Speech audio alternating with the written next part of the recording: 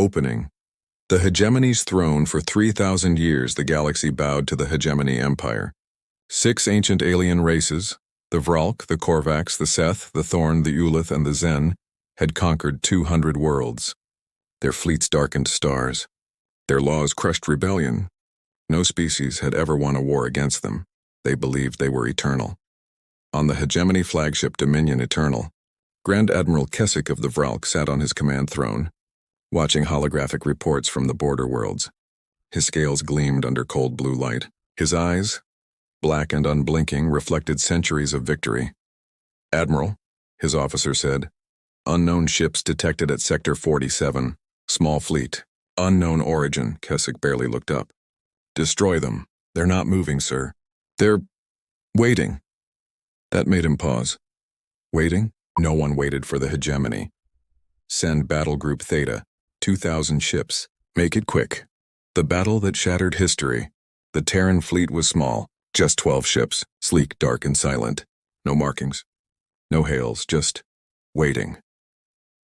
The hegemony's 2,000 warships arrived in formation. Massive dreadnoughts, cruisers bristling with plasma cannons, fighters like a swarm of metal locusts. They surrounded the Terran ships.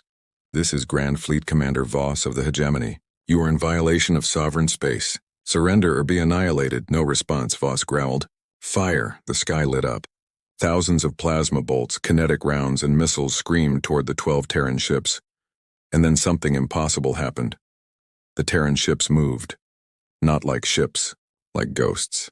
They flickered, there then not there, phasing through space itself. The hegemony's weapons passed through empty void. Alarms screamed across every hegemony vessel. What?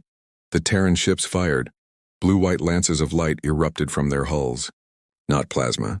Not lasers. Something else. Something precise. Each beam struck a hegemony dreadnought's reactor core with surgical accuracy. Explosions bloomed across the battlefield like deadly flowers. In 30 seconds, 500 hegemony ships were gone. Retreat. Retreat. But there was no retreat. The Terran ships were everywhere. Impossibly fast, impossibly accurate. They didn't just fight. They hunted. One by one, the hegemony's proud warships crumbled into fire and debris. 57 minutes later, it was over. 2,000 hegemony ships destroyed, 12 Terran ships unscathed, and across the galaxy, one word spread like wildfire: humanity. The hegemony's Wrath Keswick slammed his fist on the command console. The bridge fell silent. "How?" he hissed. "How does an unknown species destroy 2,000 ships with 12? His science officer trembled. "Admiral, their technology is beyond anything we've seen. Phase shift drives, gravitic weapons, AI-assisted targeting systems that predict our movements before we make them. Then we bring more ships." Keswick's voice was ice. "Summon the Grand Armada. 50,000 vessels. We will find their homeworld. We will burn it, and we will make an example of them the galaxy will never forget." The officer hesitated. "Sir, what if they have more fleets?" Keswick smiled coldly. "Then we kill them all." The Armada arrives. The hegemony's Grand Armada emerged from hyperspace at the edge of Sol system. 50,000 warships, the largest military force ever assembled in galactic history. Keswick stood on the bridge of the Dominion Eternal, staring at the blue-green planet in the distance. "That's their homeworld." "One planet?" "Yes, Admiral. No colonies detected. No orbital stations, just Earth." Keswick laughed. "They fought us with everything they had. And this is all they are? Pathetic. Prepare planetary bombardment. Wipe them out." But as the fleet advanced, sensors lit up. "Admiral, detecting massive structures. Dozens of them. Orbital shipyards. Defense platforms. Energy signatures we've never seen before." Keswick's confidence wavered. "How many?" "Hundreds, sir, and, Admiral, there are ships, hidden in the asteroid belt, behind the moon, inside the rings of Saturn. Thousands of them." Keswick's blood ran cold. It was a trap. "Earth awakens as the hegemony fleet crossed the orbit of Mars," Earth responded. The orbital shipyards lit up. Defense platforms rotated, revealing weapon arrays that glowed with deadly intent. And from every shadow of the solar system, Terran warships emerged. Not 12, not 100, 10 full fleets, over 8,000 ships.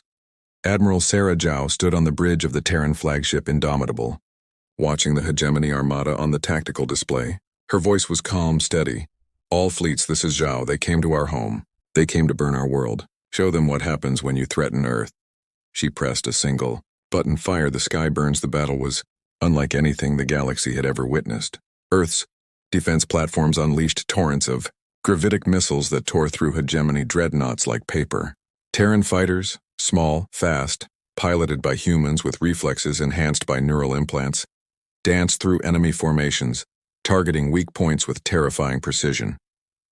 The Hegemony fired back. Plasma bolts scorched the void. Kinetic rounds shattered shields. But for every Terran ship that fell, 100 Hegemony vessels exploded. Keswick watched in horror as his armada was torn apart. How? How are they this strong? His science officer's voice cracked. "Admiral, they're not just using advanced technology. They're using us. Every tactic we've ever deployed, every weapon we've ever built, their AI has analyzed it all. They know how we think, how we fight. They've already won." Keswick's hand shook. No, this can't." An explosion rocked the Dominion Eternal. Alarm screamed. "Direct hit to the reactor core. We're losing power!" Keswick stared at the view screen as a single Terran cruiser approached. Sleek, silent, deadly. A voice crackled over the comms. "Human, female, cold. Grand Admiral Keswick, you came to my home. You threatened my people. Surrender now or join your fleet in the void." Keswick's pride shattered. We surrender." The aftermath, the galaxy was silent. News of the Hegemony's defeat spread like a shockwave. Species that had been enslaved for centuries whispered in disbelief. The empire that had ruled through fear was broken in a single day. On Earth, Admiral Zhao stood in the command center, watching the holographic display of the solar system. The debris field from the battle stretched for millions of kilometers. Tens of thousands of Hegemony ships destroyed. Hundreds of Terran vessels lost. A young officer approached. "Admiral, the Hegemony is requesting a ceasefire. They want to negotiate." Zhao nodded slowly. "Let them come." The meeting. Keswick arrived on Earth's orbital station Unity, escorted by Terran Marines.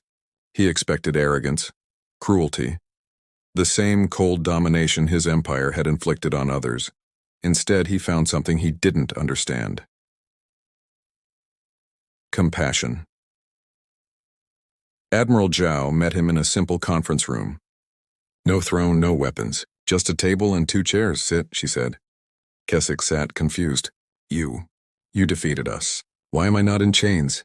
Zhao leaned back. "Because we're not like you." Keswick's eyes narrowed. "You have the power to destroy the Hegemony. Why don't you?"